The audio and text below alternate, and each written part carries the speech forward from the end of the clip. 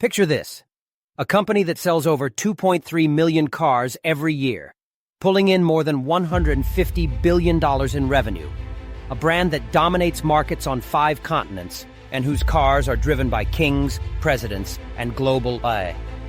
Now, what if I told you that this same company, the one we see today as the ultimate symbol of luxury and safety, was once one of Adolf Hitler's most important military suppliers? What if I told you that its factories built thousands of engines for fighter planes, armored vehicles, and the trucks that carried Nazi armies across Europe?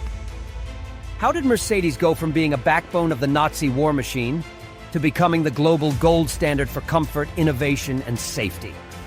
And here's the big one. Is there still a hidden trace of that wartime DNA in every Mercedes you see on the road today? That's exactly what we're diving into in today's episode.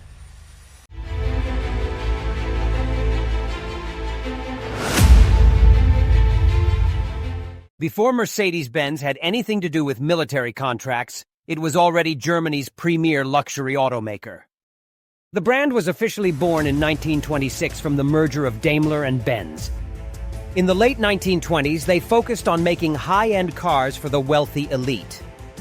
But in 1933, Adolf Hitler rose to power, and everything changed. Hitler saw cars not just as a means of transport, but as a symbol of German industrial strength.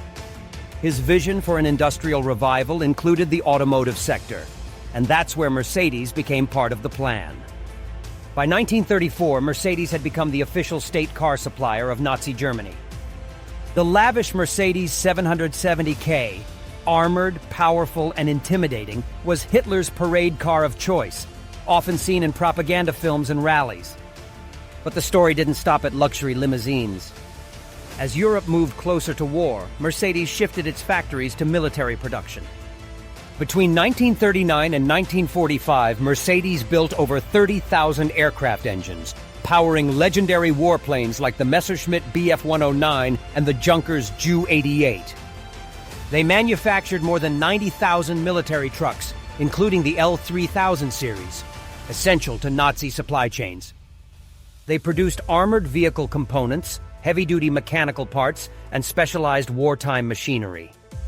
And here's the dark part. Mercedes relied heavily on forced labor. Tens of thousands of prisoners of war and concentration camp inmates were put to work in their factories under brutal conditions. Mercedes wasn't just a passive supplier. They were deeply integrated into the Nazi industrial complex. Many high-ranking company officials were members of the Nazi Party. Wartime contracts brought in record profits, making Mercedes one of the economic pillars supporting Hitler's military ambitions. When the war ended in 1945, Mercedes' factories became prime targets for Allied bombing. Entire production facilities were reduced to rubble. The Allies confiscated some of their plants, and the company faced investigations into its use of forced labor. It looked like the end of the road, but it wasn't. What came next was one of the greatest corporate comebacks in history. By the late 1940s, Mercedes slowly rebuilt.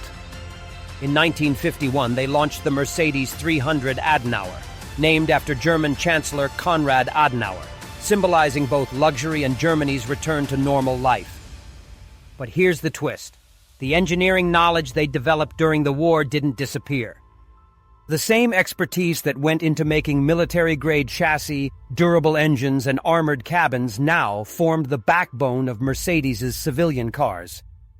Even one of their most famous safety inventions, the crumple zone, patented in 1951, was inspired by observations of damaged military vehicles that absorbed impacts to protect their crews. Fast forward to the late 1970s, and Mercedes was back in the military game, but in a different way. They developed the G-Class for the German Army and other Allied forces. Built on a ladder-frame chassis with solid axles and 3 locking differentials, it was designed to handle the harshest terrain imaginable. Later, celebrities and billionaires turned the G-Wagon into a luxury status symbol. But make no mistake, beneath the leather seats and high-end infotainment system, it's still a military-grade beast. Today, Mercedes-Benz Group AG stands as one of the world's most valuable automakers. Annual revenue around $150 billion 2023. Annual production over 2.3 million cars. Employees over 170,000 worldwide. Presence in more than 150 countries. They're also pushing hard into electric mobility, selling over 250,000 electric vehicles in 2023, with plans to go fully electric by 2030.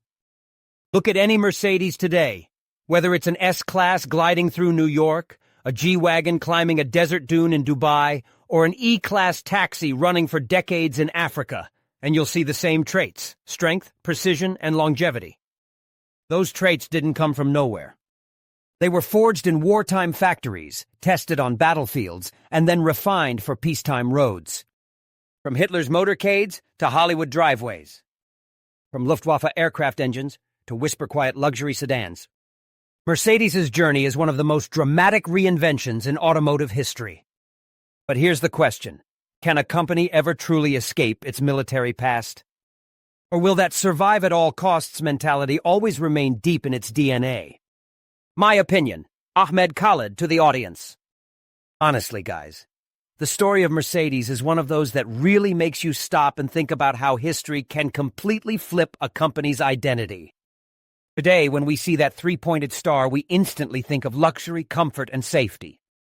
But if we roll the clock back, that exact same logo was once stamped on military trucks, on fighter plane engines, and was right in the middle of one of the most brutal wars in human history. To me, that transformation isn't just luck. It's a sign of strategic power and patience.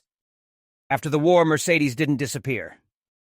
Instead, they took the same knowledge they used to build machines that could survive the harshest battlefields, and turned it into civilian cars that set new standards for safety and quality. That's why, in my opinion, when you step inside a Mercedes today, you feel something different. It's not just metal and leather. It's a machine with decades of survival, struggle, and evolution built into it. But we can't ignore the dark side. During the war, the company benefited from forced labor and was part of a brutal political system. And that makes me ask you, do you think a company with a dark past can ever truly separate itself from that history? Or will those roots always be part of its DNA, even if hidden? For me, Mercedes has proven that it can rewrite its story, turning a legacy of war into a legacy of innovation and peace. But no matter how far they've come, the real history is always there, for anyone who wants to know it. If you enjoyed this video and loved the story, trust me, this is just the beginning. What's coming next is bigger, deeper, and stranger than you can imagine. Every new episode will take you on a thrilling journey, packed with secrets and mind-blowing facts that will change the way you see the world. So hit that subscribe button right now and turn on the bell so you'll be the first to watch the latest episodes. And believe me, we're only getting started. See you next week with a brand new story that will make you feel like you're living the adventure yourself.